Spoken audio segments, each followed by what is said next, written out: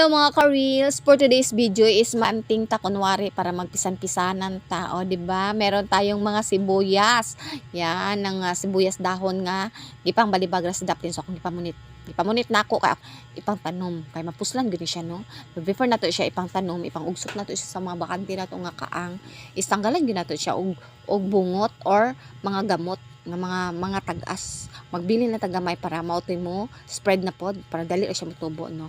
So mapuslanon kay niya mga kaang, dapat bakante ta nga kaang dili tapag ipadaplin ng masayang dya sa daplin. Tamna nato siya og unsay pwede nato itanom nga mapuslan like kamatis or atsal sa badiha.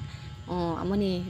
So tips sa mga nanay na mahilig magtanim-tanim diyan, yung mga bakante yung kaang, pwede yung tamna ng ay papano yung pwedeng mapakinabangan sa kusina. Ayan guys. Yan, itabi lang natin, no? So after 10 years, pagkikita na natin na bumukadkad na siya at meron na siyang mga dahon-dahon. So hindi siya perfect dahil meron talaga nga mapatay or madunot.